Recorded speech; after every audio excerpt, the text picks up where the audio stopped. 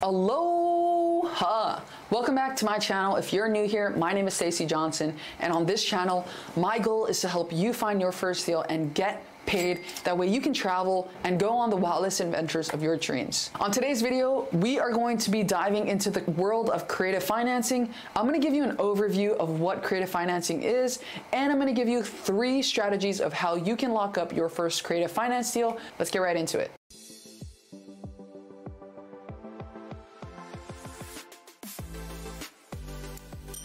So what is creative financing? As far as creative financing goes for real estate, it really is just a unique way to buy properties where an individual can buy properties for sale in unique ways. That isn't traditional, like going to go get a conventional loan. Typically involves the seller providing you financing in some kind of way. So in this video, I'm gonna go ahead and outline 3 different creative financing strategies that you can use to find your next deal. Before we get into that, a quick reminder about my coaching program. If you're eager to understand and implement creative financing strategies, join me. I will help you find your first deal and get paid. I'm currently taking on a couple more students to do one-on-one coaching where I create a custom blueprint for you to find your first deal. And then week by week, I teach you all of the steps and literally handhold you through the process and answer whatever questions you may have. If you're interested in that coaching program, make sure you go to the link in the description below. Sign up for a free strategy call with me. We'll get on a call, see if it's a good fit. Let's get back to the video. So the first type of creative financing is seller financing. This just means that the seller is going to provide you financing for the property, and typically this involves a property that is usually free and clear. What does that mean? That means that the seller has no mortgage on the property, so they're able to determine whatever terms they want for the seller finance. So let's say, for example, you're buying a house that's $100,000 and you know that it rents for $1,000 a month. You're gonna want to pay maybe like $500 a month on the mortgage. Let's say there's no HOA. Taxes and insurance are like $200.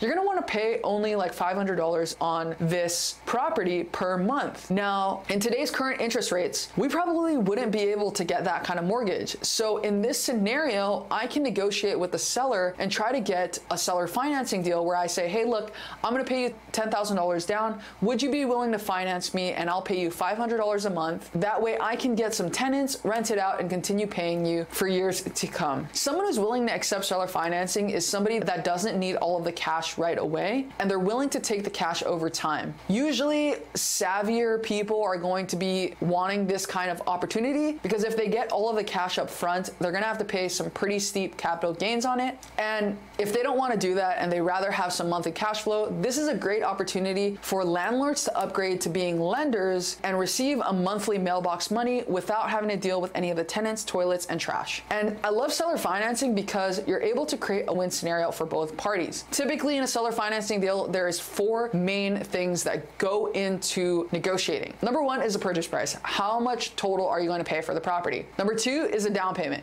How much down are you going to give directly to the seller as a down payment? You can really negotiate whatever you want. You can even do 0 down if you wanted. Number 3 is the monthly payment or the interest rate. Typically the interest rate is going to affect the monthly payment. You get to negotiate how much of a monthly payment is going to make sense for both parties. And the last thing is number 4 is a total term. This just means how long is this loan going to last? Are you going to go through the full 30 years like a regular amortization, or are you going to require some kind of balloon where all of the loan is due after, let's say, 5, 10, 15, 20 years, whatever you decide. Typically in a seller financing deal, the buyer is going to get 2 of those things and the seller is going to get 2 of those things. And that's where seller finance is so useful, and in my opinion is probably the best way to create a win scenario for both parties, because we both get to have 2, and that's an even amount.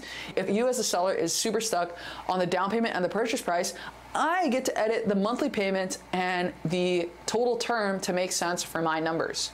So as an investor, I love the seller finance method. If you're able to get a seller to agree to seller financing, it can be a super sweet deal. Now that takes me to number 2, which is a lease option. This is essentially what other people call a rent to own situation. So let's say that Mr. Seller is willing to finance me, but he doesn't necessarily trust me to pay and transfer the whole title over over and put a lien on the property. So he wants to stay on title until our agreement is fulfilled. This is a great option for what's called a lease option or a rent to own. So what that's going to look like is I am going to essentially rent the property to own it, and a portion of my rent is going to be going down to paying off the equity of the house. And you can pretty much structure this however you want. You can have it for 1 year, and after 1 year we can get my own financing, or after 5 years we can get my own financing.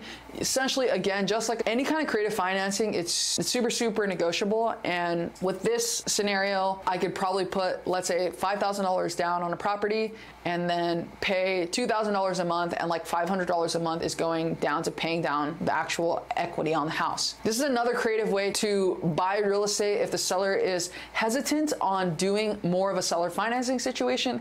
That way they can stay on title and they feel more protected. Typically in these lease options or rent to own agreements, you're not going to be paying a pretty high down payment. They're going to be requiring just something pretty small, a security deposit. That way it's a little bit easier as far as a barrier to entry than something like a seller finance, where more than likely going to require more down than a lease option or rent to own agreement. Now, the third creative financing strategy is what we call subject to. This just means that you are buying the property subject to the existing loan. For example, right now, currently rates on November 28th in 2023 are around 6 to 7%. Let's say I bought this house that I'm sitting in right now at $450,000. If I had to pay market value rates, I'd be paying $3,700 a month just for the mortgage alone. On top of that, you got taxes, insurance, and association fees. We're gonna be paying over $4K for this property. But the thing is, we actually have a 3.5% mortgage on this house. And so our monthly payment is really only $22,050 just for the mortgage alone. Obviously, you got taxes, insurance, again, association, but let's just talk about the mortgage itself. You're only gonna be paying $2,050 because you were able to get this property subject to the existing loan. So this is probably one of my favorite strategies, because there's so many properties that were bought in the last 2 to 3 years that have 2 to 3% interest loans